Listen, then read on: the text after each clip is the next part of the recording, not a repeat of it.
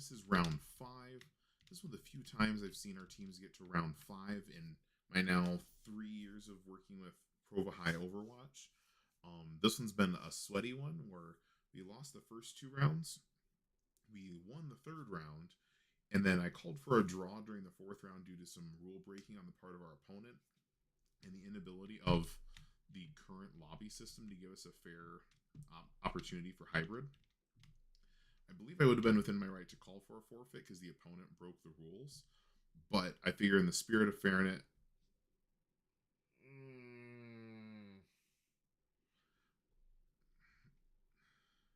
that just hurts. It's a beautiful Pharah play, but we're down 3 people on jump. Just run away. Or, with this part here, because there's environmental points on both sides, just jump off. When you lose 2 people like that on jump, you just gotta run away.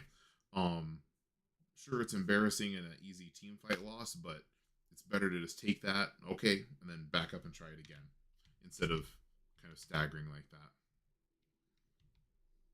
Alrighty. Now, here's a problem. Now, admittedly, we all know that they have a Pharah. I'm not sure we saw the rest of their team comp.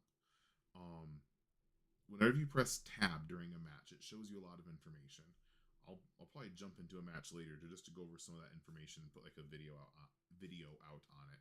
The most important one is it shows you the hero selection. It shows you what your team has, and I think it takes like 30 seconds or like 10 seconds of confirmed visual sight with the enemy. But after a certain point in time, it'll tell you what heroes they have.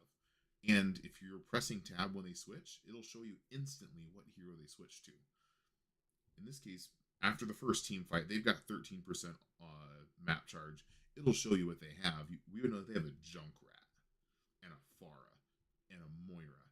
All 3 of those are great at close quarters spam. And we ran right into close quarters. All they have to do is just, and if you look at it, where's Junk? Yeah, here's Junk. I don't know where Pharah is, but she's like trying to get some cheeky rockets or something. Oh yeah, she's already down here. So yeah, Moira, Pharah, Junk, they're just dumping damage here. They're not even aiming. There's no target priority because normally you want to get the supports first. They're not thinking that. They're just dumping damage. And my guess is they're going to get some people with that. There goes the orb. That's going to be nice and squishy. Let's see what else they throw in there. There's some Pharah rockets. Yep, there goes a support. Some more Pharah rockets. A little purple bubble or a Moira ball. Yeah, and here's, I don't want to be disrespectful of our opponents because they were really great sports. That didn't take skill. We made their job so easy by just lining up and saying, "Hey, spam me." It's like giving your phone out like on a billboard. Here's my personal cell phone number, 801, spam me. And then expect a whole bunch of prank phone calls and worse. And we lost another one to that Pharah boop. Environmental kills like that are really critical. And there goes the support. At that point, just back out. Just back out. But we're going to stick around, aren't we? Darn. Which gives up critical time. Because yes, one is back, but we don't have nearly the support. Tank's going to go down. But the soldier did. Dang, and they just got back. And now, oh no. Oh no. That's a beautiful ult combo. Diva Bomb and Pharah are hard to coordinate like that, but we all ran to one spot and gave Pharah the perfect barrage there. And now it's really just kind of left for the mop up. But environmental kills are so critical but overvalued because it's an instant kill. Whenever you get an environmental kill, you get credit for the damage dealt on that move, plus all their remaining health. So if you hog hook someone off, if you charge someone off, it's like you dealt all of their health, all of their remaining health pool in one shot. So especially if you boop a tank, like a 700 hit point Roadhog, that gives you charge for 700 hit points of... Ooh, my. I spoke too soon. It is not all over but the mop up. I want to back up and see that. So we're getting close to that mop up. Run, Ramach for a run. All right, looks like Soldier's going to throw his body on the point. Just get a body on it. Touched it. Okay. Ramatra's on it. Ooh, okay. It took 3 ults to get it. And they used 1 for it. But in all reality, 4 ults. We need it because, again, it's the end of the... If we don't get this, it's the end of the round. But unfortunately, using 4 ultimates, it didn't guarantee that we lose this one because they used a lot of ults too, but it set us up in a bad spot. Because they're definitely going to have the ult advantage. Because we almost have beat, they will have Tire, and all their other ults are further along.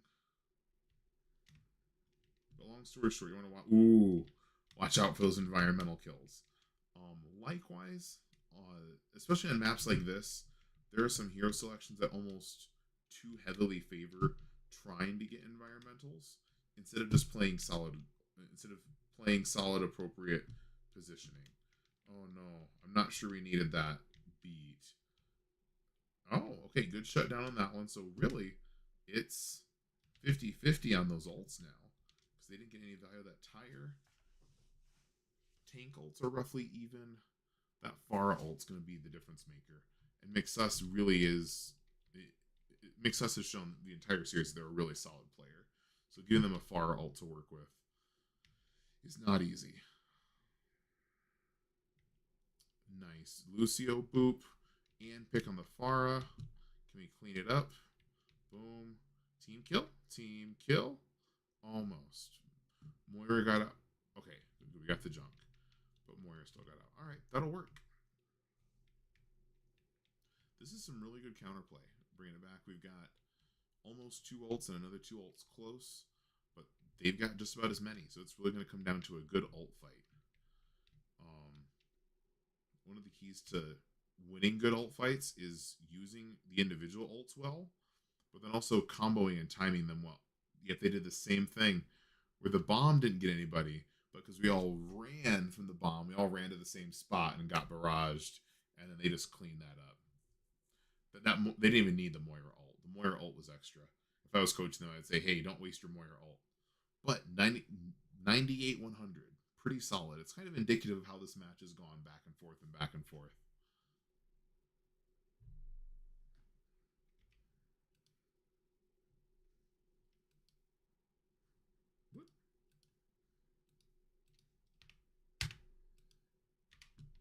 Oh, whoops, I went just a little too far. My apologies.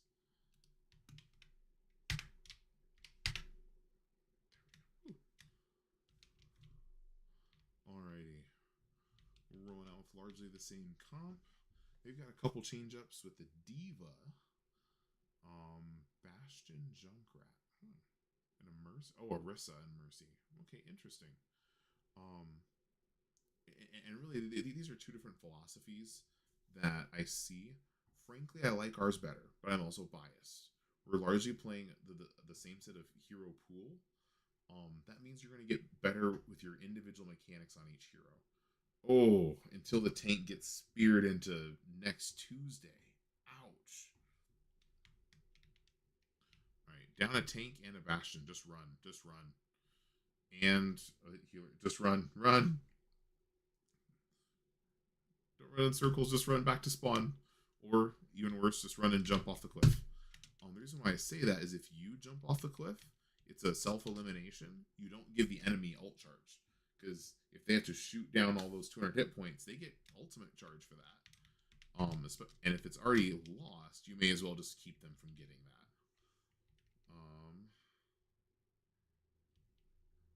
But philosophically, we're playing the same pool of heroes, and ideally you should get more value out of that as far as how well you play those heroes. I don't want to say this to make fun of our team or the enemy team, but right now we're dealing with just raw skill issues of where are we positioning, when are we using our ultimates. Those skills are much easier to train with a predictable set of heroes and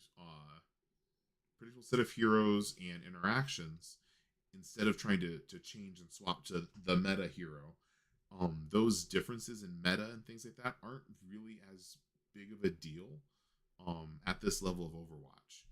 Um, there are some hard counters that you got to think of, or just some broken heroes that aren't viable right now. For example, Roadhog is not viable. He's only viable in a couple of points, and so I wouldn't have played him on Junkertown if I was them. Um, but if you watch the varsity VOD, they played Reinhardt into Orisa and Symmetra. Oh, no, no, no. Oof. That's a mean Bastion ult. But that's also too many ults. That's what, 3 ults for us? Okay. Yeah, we got to be careful now. We got a beat and maybe a tank ult soon. Okay. Solid engagement. And actually, I'm going to pause. Let's come on up. Whenever you get the point on this one, especially if you get a team wipe like that, come take the choke. If you can't take the full choke, at least get up here and take this corner choke. But if you can get up here and park a tank on one side with 2 different DPS just chucking damage in here, it's going to make it real hard for them to get through. Even if you just do it for a little bit and then back out. But right now, we've got Soldier and Kiriko in place. I think Ramatra's almost in place with some Lucio. But yeah, Bastion here isn't going to do anything by himself. Get him closer so he can get some fire on the target.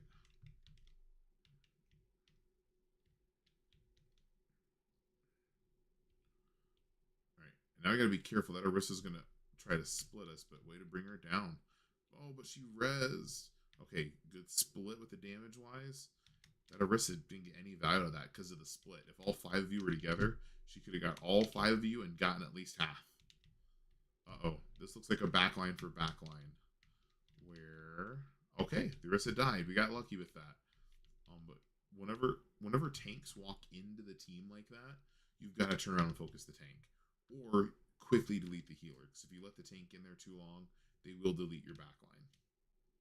Okay, and now I'm not sure why, but we just completely backed up. If we were here, we could have picked off this straggling Moira all by herself. But they're taking a different route. It looks like we sniffed it out, I think. Kind of sniffed it out, yep. And now, basically playing the same thing, but with this choke. Good job. Oh, no, no, no. Why are we just giving it up? No! We could have, should have. Oh, man. I know we're playing a poke comp, but if we could have gone back there and held them right here, you know, they're still chucking things at the shield and at Ramatra, and then duck behind the wall, or even duck behind this wall if you need to, and kind of gradually work your way back, maybe dip over here and grab a health pack, and then back up around this wall to get to your team. We could have held that so much longer.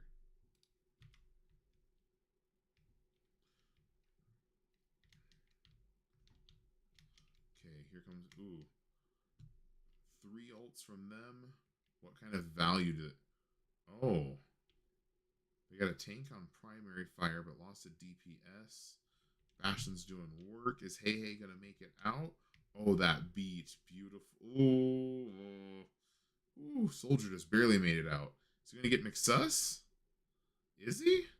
Bastion's won. Just punch him. Just punch him. Just punch him. Okay, there we go. Thank you. Oh, that Bastion lived way too long. And victory ult. Those always feel good. Yeah, calling priority targets is really key. Generally, you want the supports to be the first target. If the tank is running through the group, they have to become the priority, or their supports if you can see them. And then another one, Bastion is almost always a high priority target because he does so much damage, but also because when he's not in his turret mode, he's very vulnerable. So calling those priority targets will really help out. But way to pull that one back. 1-1. This is to force a round 6 tiebreaker. Same comp from us. They're running a Junker Queen. They put McSuss on the Reaper. That's interesting. Okay. So we're coming out this way. Okay. No. Okay. I'm going to back up real quick. I want to look at how we engage this. So we're trying to think of different ways to go. Now we come out here, pause. So we run out this way, and we can see already, okay, they've got a Junker Queen. We've got to know right away, before we go in, what our plan is. Are we going to try to take this high ground and let Soldier and Bastion get set up? Are we going to try to take this plane so they can do some work here or get the projectiles up here? In my brain with this comp, on this map of Lijang, I would send Soldier up here and then try to get Bastion like around here and let Kiriko come over to this corner and get Ramatra up front and just keep Lucio in the middle of all of it to speed around and heal as needed.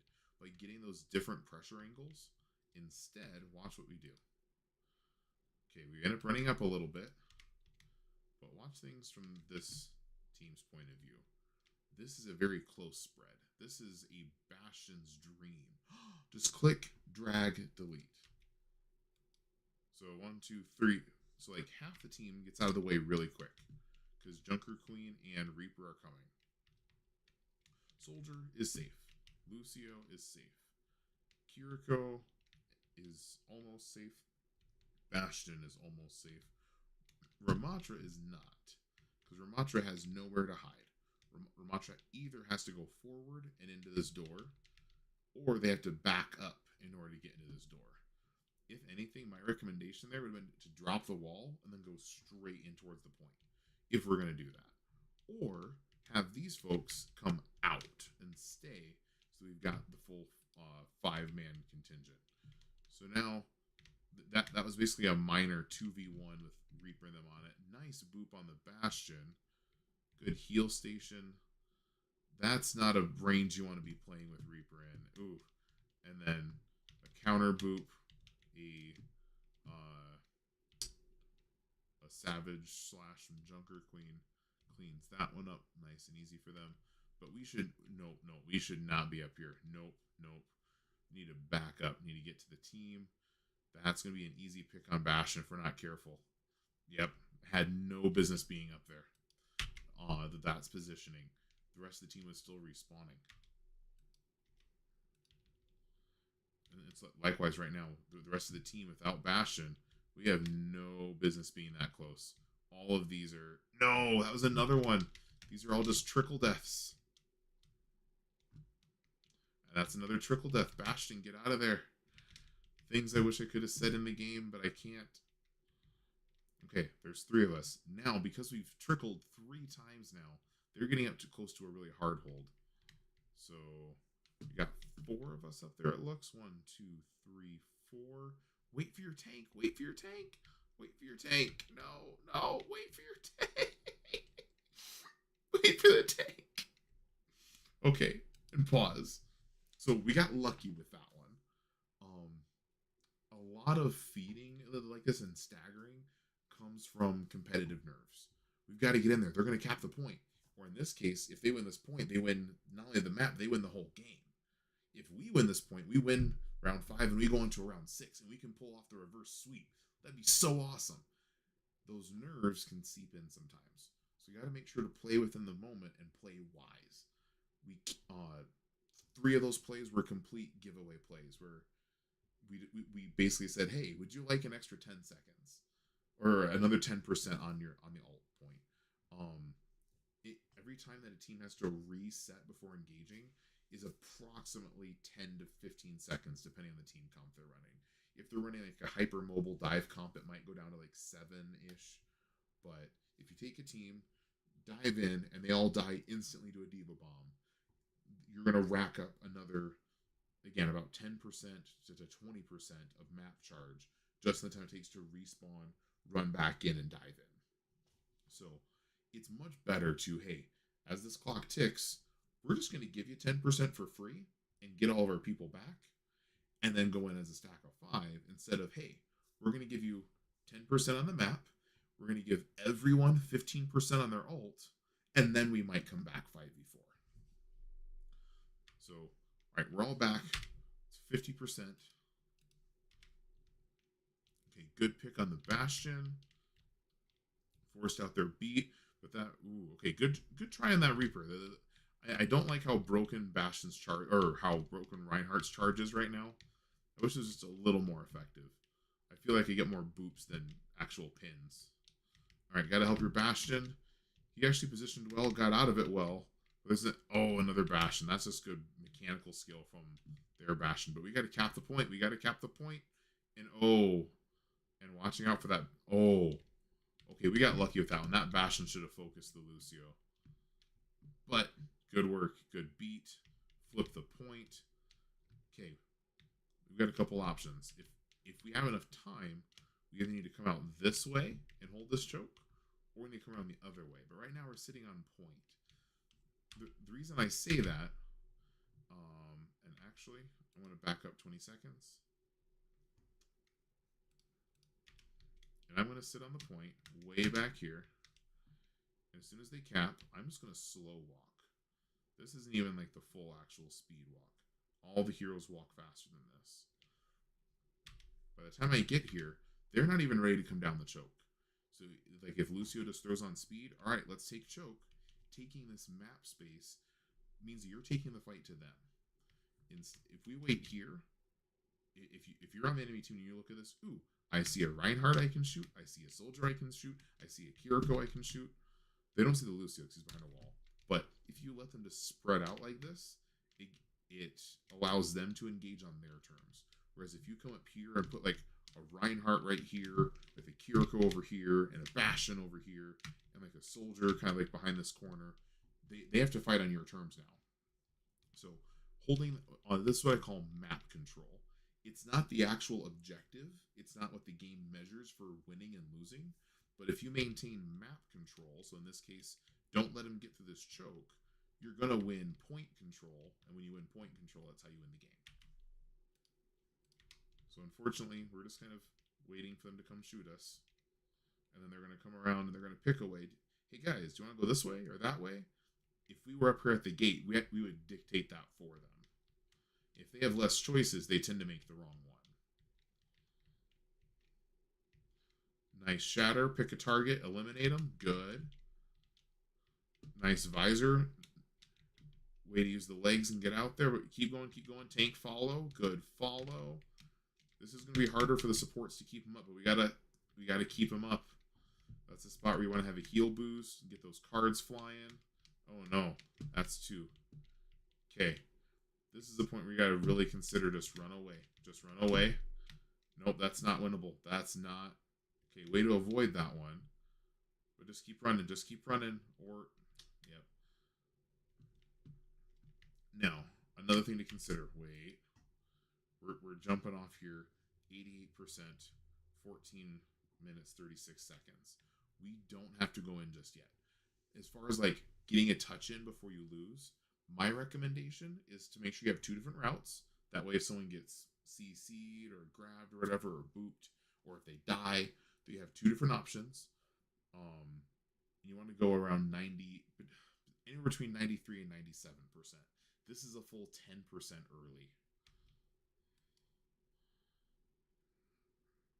See, and if we go now, okay, 1. We still have time to get down there. Yep. Yeah, we got there a full 3% early. Which sounds small, but that extra 3% means that Bastion could have come with us, and Lucio could have speed boosted us. The other thing to consider is that Bastion has already used ult. At that point, go Tracer or Soldier or Echo, anyone fast with a speed movement or Symmetra for the TP to run and get back. All right, that's 2. Now we lose 1. Oh, that's critical. That's both the supports, which means Reinhardt is not going to last long. And now all that's left is Bastion. And that's the map. And that's the game. So, a couple things to consider, especially for control maps. But this is also kind of what I talked about on Escort, is using map control. A lot of Overwatch is focused on the objective. Get on the cart, get on the path, get on the point, whatever it is. But you also have to control the environment around it. Like back, or like using those gateways. Those are natural choke points that Blizzard installed in their maps. to help focus gameplay and to give defenders an advantage, to help redirect attackers in different ways. And so using those to our advantage, both as a defensive option, but also as an offensive option. If we allow them to do it, they're going to win more times than not. So I hope it's been helpful. And we've got our last regular season, our last game of the regular season coming up on Wednesday. Varsity has already clinched playoffs. Unfortunately, I don't think JV will make playoffs